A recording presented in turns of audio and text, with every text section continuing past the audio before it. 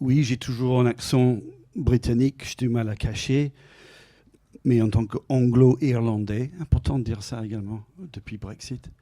Et quand j'ai travaillé en Bretagne, c'était important de l'affirmer également.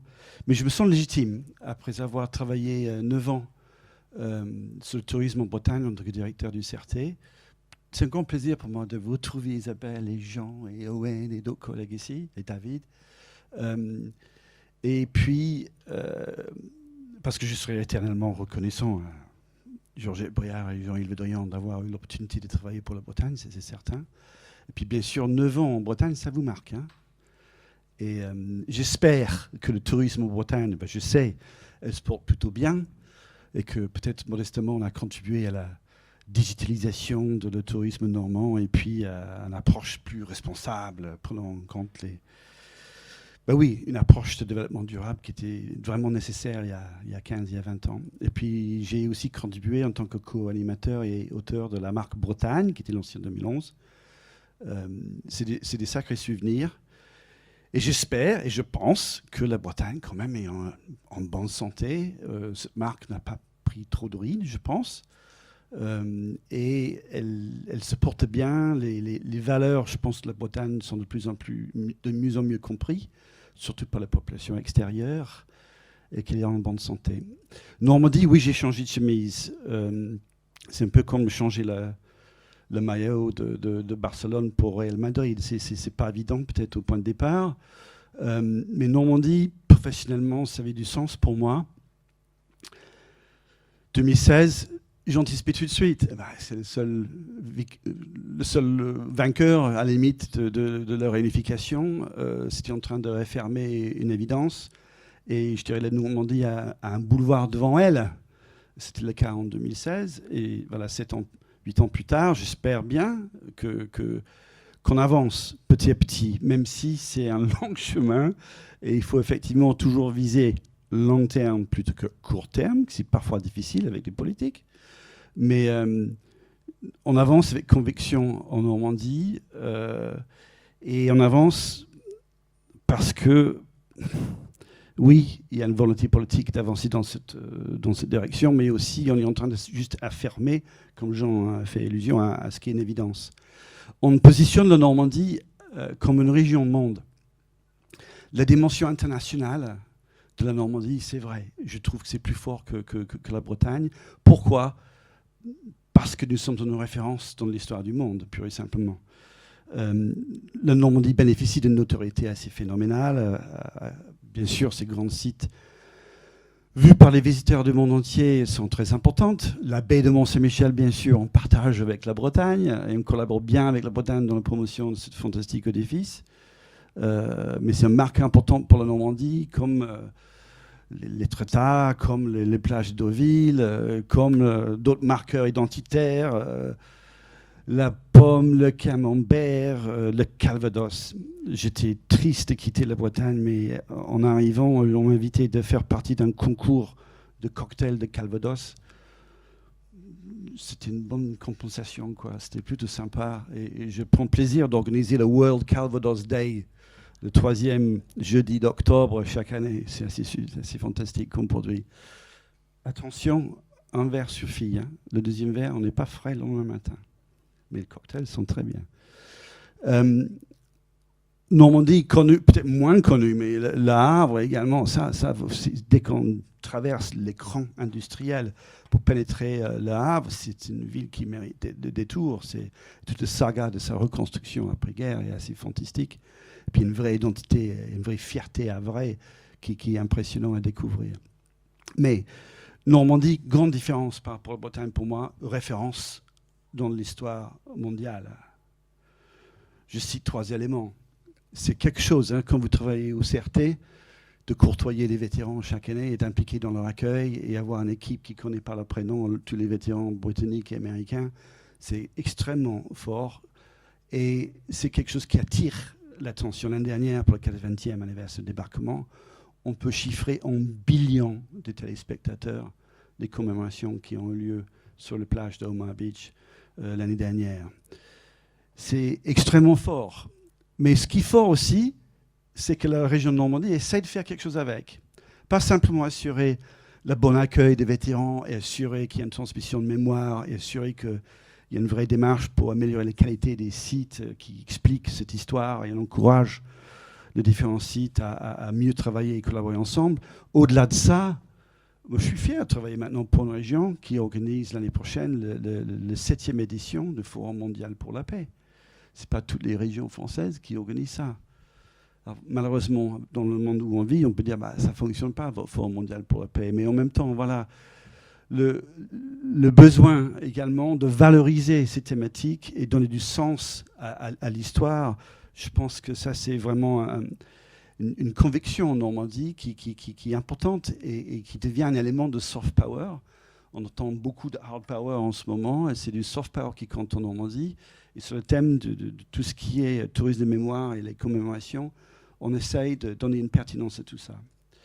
Et je ne vous raconte pas comment les élèves qui étudient l'histoire ou géographie participent à des ateliers pour le Forum mondial pour la paix. La qualité des intervenants, c'est quelque chose qui les marque, j'espère, à vie. L'impressionnisme, vous avez tous entendu parler de l'impressionnisme. Île-de-France et Normandie étaient le berceau de ce mouvement artistique qui reste le mouvement artistique le plus connu et apprécié au monde. Et chaque année, on accueille beaucoup de visiteurs sur les traces de Claude Monet et Giverny et des autres impressionnistes qui ont traversé tout le territoire.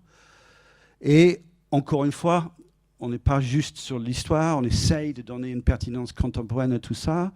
Le Havre a bien saisi le sujet avec son musée d'art contemporain, a apporté une opportunité de vraiment valoriser l'art contemporain et pas que l'impressionnisme, d'illustrer que les impressionnistes étaient précurseurs et radicaux à l'époque. On peut toujours être dans l'expression artistique aujourd'hui. Et le Festival Normand impressionniste a bien saisi cette thématique-là. Et 2 millions de visiteurs. L'année dernière, c'était très impressionnant. Entre le 80e anniversaire du débarquement, Jeux olympiques, l'impressionnisme a quand même trouvé sa place, une forme d'antidote culturel. Et puis, au cœur de l'actualité en ce moment, et c'est un projet qui me prend beaucoup, beaucoup de temps, et nous sommes 6 maintenant dédiés à cette thématique au sein du Conseil régional, c'est cette histoire millénaire qui relie la Normandie à de nombreux territoires. C'est absolument incroyable. Après Brexit, d'ailleurs, c'est ma fierté que j'ai convaincu la Normandie à prendre plein de pages le jour officiel du Brexit, pas après le référendum, mais après la sortie officielle. Plein de pages dans le Times et le dos de Evening Standard, avec une image de le diable incarné, Nigel Farage, avec sa tête un peu coupée, mais portant une cravate avec la tapisserie de Bayeux sur sa cravate. Et j'ai fait un jeu de mots, « Some ties endure ». Tie qui veut dire cravate, mais qui veut dire aussi lien. Some ties endure, comme quoi, voilà, vous quittez l'Union européenne, mais sachez qu'en Normandie, on reste cousins et vous êtes toujours bienvenus en Normandie. Et après Brexit, qu'on avait un peu peur qu'il y aura moins de visiteurs, on a fait des OP à Hastings, à Canterbury, à Norwich, à Windsor, devant le château de la Reine. Et parce que c'était la Normandie et pas juste une action commerciale, on avait le jardin public devant le château de la Reine. C'est quand même pas mal. Et c'est absolument chouette d'être capable de partir au Royaume-Uni et dire ça, Tour de Londres, c'est un peu Normandie, ça. C'est fait avec la pierre de Caen. Moi, j'ai une petite maison mitoyenne à Caen, fabriquée de pierre de Caen, la même pierre que le Tour Blanche de Tour de Londres. Westminster Abbey, pareil. C'est assez incroyable pour une région de balader dans un autre pays et dire que voilà, on a une histoire partagée ensemble. Et c'est pas que au Royaume-Uni, c'est aussi en Irlande, parce que, comme j'ai expliqué à David tout à l'heure, il y a 100 ans après Guillaume, Richard FitzGilbert de Clare était invité par Dermot McMurrough, le roi de Leinster à l'époque, qui avait besoin d'être protégé de ses rivaux, d'amasser des troupes pour le soutenir, le protéger. Richard FitzGilbert de Clare a bien profité. Il a marié la fille du roi de Leinster. Il est devenu le roi de Leinster après. Puis finalement, il y a autant d'abbayes et châteaux normands en Irlande qu'au Royaume-Uni. Et vous allez dans le sud-est, notamment d'Irlande, à Wexford, ils sont en train de créer un musée sur le thème de l'histoire des Normands en Irlande. Et je peux vous montrer les images. des gens très fiers de leur nom de famille, qui ont une résonance française, donc normand de l'époque. Et puis post-Brexit, rattachement au continent européen, tout ça a encore plus de sens de revendiquer ces liens historiques qui sont tellement importants, mais peut-être oubliés. Donc il n'y a pas que le réflexe de celtitude, Bretagne-Irlande, qui est naturel, qui est continué de renforcer. Il y a un petit rééquilibrage à faire aussi, quoi. La normand, influence normand, ou anglo-normand, comme c'était vécu à l'époque, est toujours présent également. Et puis on balade en Italie du Sud, waouh. Il y a 6 régions en Italie du Sud, y compris la Sicile, hein, qui ont été également envahies. Les Normands étaient un peu le Wagner de l'époque, j'ai l'impression. Hein. Ils ont bien vendu leurs services en tant que mercenaires, et en revanche, au retour, ils ont eu du territoire, et puis ils ont pris pouvoir dans les landes du Sud, et carrément créé, avec l'approbation du pape, un royaume en Sicile. Et c'est vécu, et c'est maintenant perçu, après la barbarie, d'avoir été une ère de prospérité pour la Sicile, une période également de tolérance multiculturelle. On voit des cathédrales avec un mélange d'architecture, des styles arabes, byzantines, grecs et le roman normand de l'époque, qui est un message positif dans ces jours de tolérance et de multiculturalisme à défendre. Et sans nier les racines vikings des Normands, les hommes du Nord. Et en Danemark et en Norvège, si vous avez un projet qui peut valoriser les bateaux vikings et tout ce qui est l'histoire maritime viking, ils sont partants. Donc bref, 2027, l'année de la naissance, enfin, le millénaire de la naissance de Guillaume le Conquérant, personne ne sait, mais vous allez savoir bientôt, c'est une prétexte fabuleuse d'imaginer une année européenne des Normands mobilisant l'ensemble de ces pays. Et dans une période de rapprochement après Brexit, notamment entre le Royaume-Uni et la France, ce projet est vécu comme quelque chose d'extrêmement précieux, diplomatiquement très fort, à pousser et encourager. Et le geste symbolique du prêt du tapisserie de Bayeux au British Museum pendant les travaux de rénovation complets du musée tapisserie de Bayeux est quelque chose qui est extrêmement fort. Extrêmement forte. Ça va être l'événement culturel de la décennie au Royaume-Uni. Donc, ce qui est chouette, c'est qu'en Normandie, il y a une dimension internationale extrêmement importante. Elle a un potentiel de soft power importante.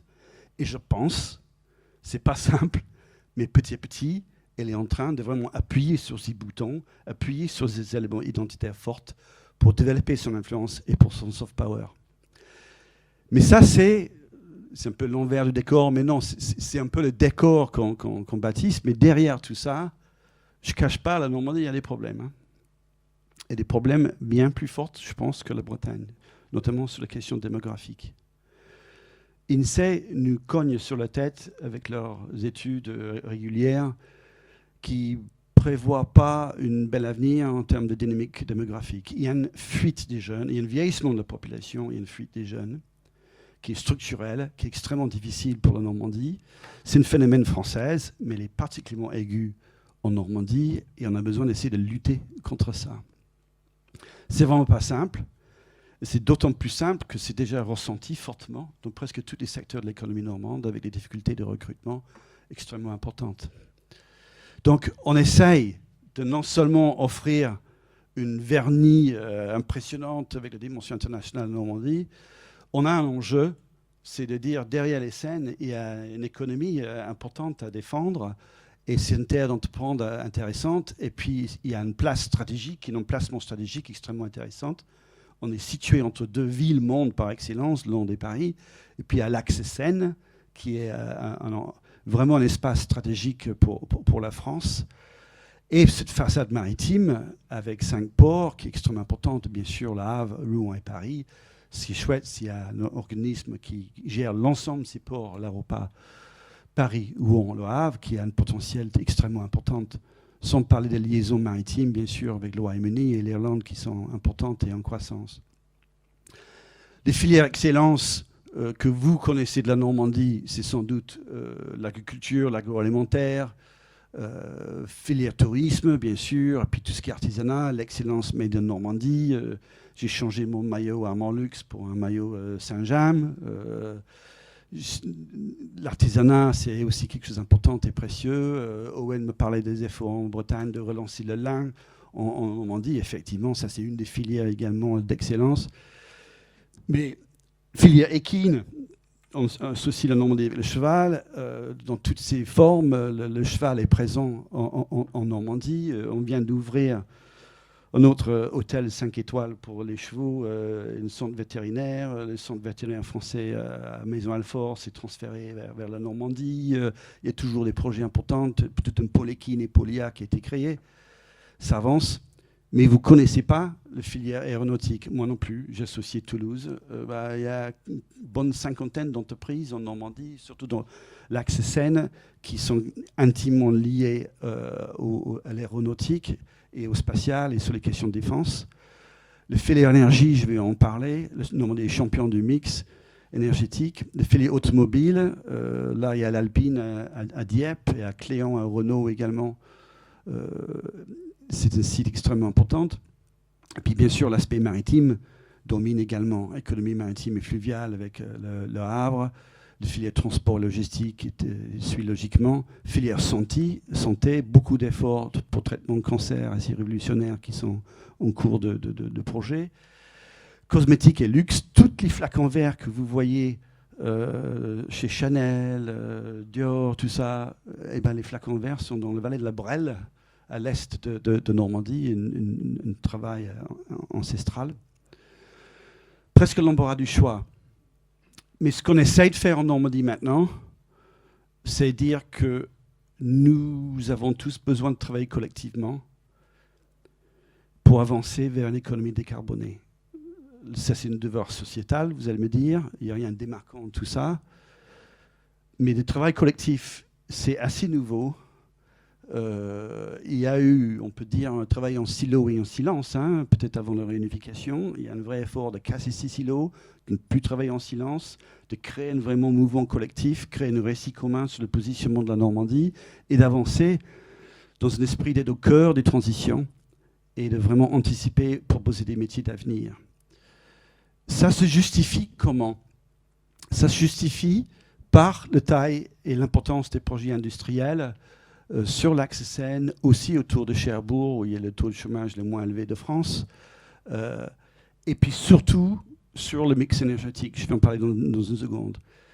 Combine ça avec les efforts qu'on fait pour créer un écosystème business-friendly avec les entreprises engagées, aller chercher des entreprises, les aider à installer en Normandie, plus le cadre de vie préservé qu'on propose, où effectivement, il n'y a pas de grande métropole en Normandie, c'est qu'on ne peut même pas considérer Caen, Le Havre, Rouen ne sont pas forcément des grandes villes non plus, mais c'est tout un maillage de villes de moyenne taille.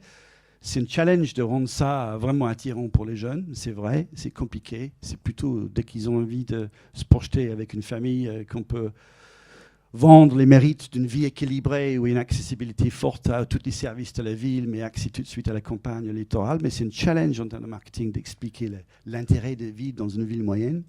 Mais c'est un cadre de vie préservé qui est indéniablement un atout. Mais c'est sur le thème d'énergie qu'on avance et qu'on se démarque. La Normandie est le terre d'expérimentation sur le thème d'énergie en France.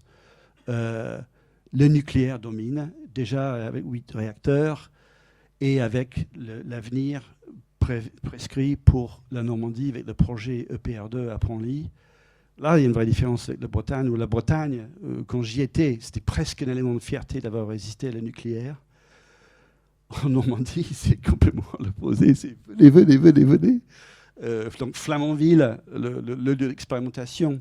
Et enfin, le nouveau réacteur est mis en marche cette année, mais les attitudes par rapport au nucléaire ont drôlement changé ces dernières années, en étant un élément essentiel du mix pour réduire le bilan carbone sur la planète.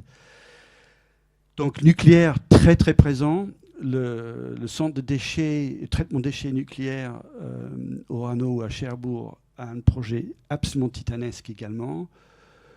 On est en train de parler de 14-15 000 emplois qui sont en train d'être créés dans les 10 ans qui viennent, entre Dieppe, Penly et Ornano à Cherbourg.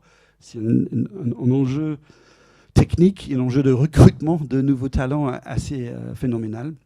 5 sites éoliens offshore sont en construction en ce moment. Le premier, c'est à Fécamp, il est sorti il y a 2 ans et déjà il compte l'augmenter.